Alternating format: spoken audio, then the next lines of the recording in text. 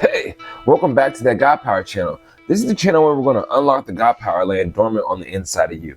But first, today what we're going to do is continue breaking down the book of Genesis. Last time we did chapter 26. Now we're on chapter 27. And wait, last time in chapter 26, let me raise this up here. I feel a little bit, that's a little bit better. Last time in chapter 26, we learned about how Isaac did the same thing that his father Abraham did to the king Abimelech. Talking about that's my sister. Anyways, chapter 27 has a lot of action in it for us. And remember, at the end of chapter 26, we ended with one paragraph about Esau. It was like at the age of 40, Esau married two Hittite women, and Rebekah and Isaac did not like them. So remember, we're generations in. So let's get into chapter 27 and see what happens. So one day when Isaac was an old man, now Isaac is an old man and he's turning blind. He called for Esau, his oldest son, and said, "My son." And Esau was like, "Yes, father." Remember, Esau is the hunter. He's like the manly man, or like the one that his father likes because he hunts and brings him the game. That's why he's calling for him. He was like, "I'm an old man now, and I don't know when I may die. So take your bow and quiver full of arrows and go out into the country to hunt some wild game for me and prepare my favorite dish and bring it here for me to eat. Then I will pronounce the blessing that belongs to you, my firstborn son, before I die." Now, remember a couple things. Now, Isaac is blessed by his father, Abraham, because Isaac was the firstborn son. But in real life, Isaac wasn't the firstborn son. He was Abraham and Sarah's firstborn son, but Abraham's firstborn son was actually Ishmael. But Isaac got the blessing, and now Isaac is about to pass the blessing down to his firstborn son, Esau. But Rebekah had overheard what Isaac had said to his son Esau. So when Esau left to go hunt for some game, she said to her son Jacob, "Listen, I overheard your father say to Esau, 'Bring me some wild game and prepare a delicious meal. Then I will bless you in the Lord's presence before I die.' Now, my son, listen to me and do exactly as I tell you. Go out to the flocks and bring me 2 fine young goats. I'll use them to prepare your father's favorite dish. Then take the food to your father so he can eat it and bless you before he dies." Yo, wait a minute. That's Rebekah. This is Isaac's wife. And she is scheming. Remember, though, she had favoritism on Jacob anyways. So both of the kids are both theirs. Like, they both belong to them. But the mom has favoritism on Jacob. And Isaac has favoritism on Esau. So Esau is the one that Isaac's like, "Yo, I want to give you the blessing." However, Rebekah got involved now. And now she's telling Jacob to go get some goats so that she can prepare a meal for them, or for her, the dad, and try to give it to him so he could get the blessing. That's crazy, dude. But then Jacob was like, "But look, my brother Esau is a hairy man, and my skin is smooth.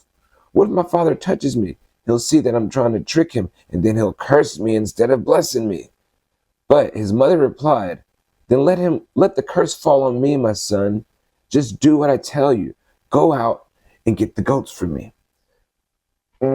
Now, Jacob was apprehensive in doing this plan. He was like, "Why are we about to trick Dad? He's going to know it's me because I got smooth skin and my brother is like a Furby." Like, and when they say he's hairy, like, bro, this Esau guy is a unique guy. He's a unique character. I want to know what's happening with him. Like, because he's so hairy, and it's like, who else is like this? Is he the only one on the earth like this? So Jacob went out and got the young goats for his mother. Rebekah took them and prepared a delicious meal just the way Isaac liked it.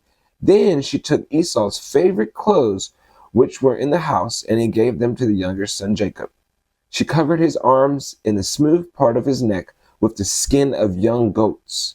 So that's how hairy Esau was, yo. They had to use goats to pretend that's wild. Then she gave Jacob the delicious meal, including freshly baked bread. So Jacob took the food to his father. "My father," he said. "Yes, my son," Isaac answered. "Who are you, Esau or Jacob?" And Jacob replied, It's Esau, your firstborn son. I've done as you told me. Here's the wild game. Now sit up and eat it so you can give me your blessing." And Isaac asked, "How'd you find it so quickly, my son?" "The Lord put it in my path," Jacob replied. Jacob sat there and boldly lied to his pops, bro. Like, not only is the scheme a lie in itself, but bro literally just lied on God. "Jacob, now, brother, you wilding your plan." Then Isaac said to Jacob, "Come closer so I can touch you and make sure that you really are Esau." So Jacob went closer to his father Isaac and touched him. And Isaac touched him. And this is like what Jacob was scared of. Like, he was like, "Oh, yo, what if my pops touches me?" And this is exactly what happened. And then Isaac was like, "The voice is Jacob's, but the hands are Esau's." But he did not recognize Jacob because Jacob's hands felt hairy, just like Esau's. So he didn't recognize Jacob because Jacob's hands felt hairy, just like Esau's. So Isaac prepared to bless Jacob. And then he was like, "But are you really my son Esau?" he asked. And Jacob was like, "Yes, I am." Then Isaac said, "Now, my son, bring me the wild game and let me eat it. Then I will give you my blessing." So Jacob took the food to his father, and Isaac ate it. He also drank the wine that Jacob served him. Then Isaac said to Jacob, "Please come a little closer and kiss me, my son." So Jacob went over and kissed him. And when Isaac caught the smell of his clothes, he was finally convinced and blessed his son. He said, "Ah, the smell of my son is like the smell of the outdoors, which the Lord has blessed." Skirt! What did he say? The smell of my son is like the smell of the outdoors. This is the first human documented in history to say that his kids smell like outdoors. So when you're talking about your black mama says that you smell like outdoors when you was young, bruh, that is biblical. That is biblical. That is Isaac when he was talking to his son, talking about Esau, but really it was Jacob tricking him. The more you know. And he was like, "From the dew of heaven." This is how he blessed him. He was like, "From the dew of heaven and the richness of the earth, may God always give you abundant harvest of grain and bountiful new wine.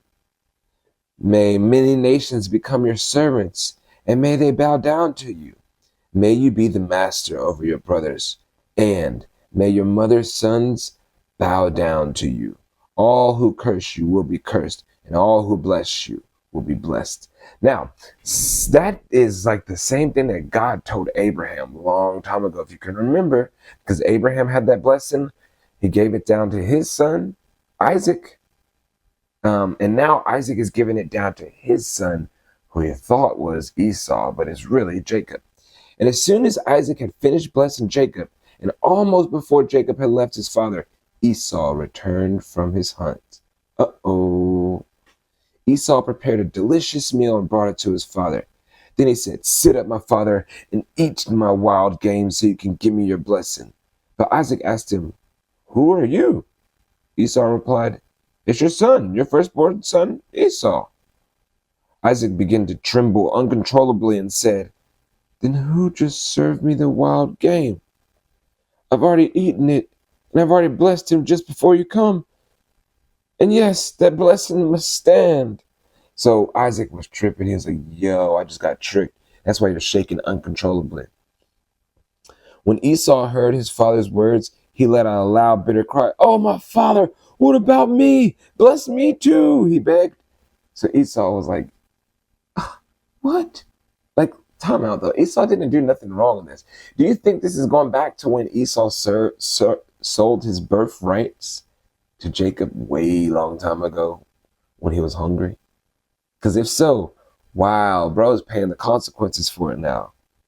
But Isaac said, "Your brother was here and he tricked me. He has taken away your blessing." And Esau exclaimed, "No wonder his name is Jacob. From now he has cheated me twice. First, he took my rights as the firstborn. Now he's stolen my blessing. Oh, haven't you saved even one blessing for me?" So Esau is kind of like desperate in this moment. He needs that blessing. Well, he really desires that blessing. That's what he was promised, is what he was told he was going to get. They got tricked out of it.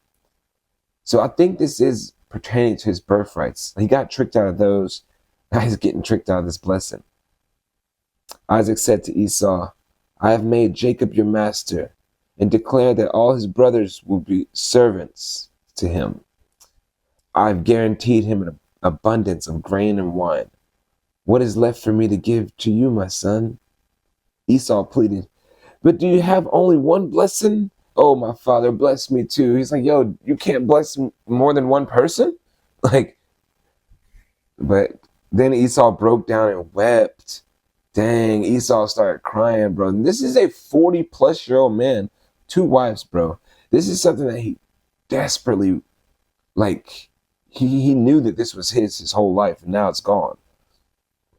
Finally, his father Isaac said to him, you will live away from the richness of the earth and away from the dew of the heaven above. You will live by your sword and will serve your brother. But when you decide to break free, you will shake his yoke from your neck. From that time on, Esau hated Jacob because their father had given Jacob the blessing. And Esau began to scheme. He was like, I will soon be mourning my father's death. Then I will kill my brother Jacob. Now, bro, you can argue about morality and all this stuff, but he got cheated, and most of us would feel exactly the same way. The way he got cheated, that was messed up.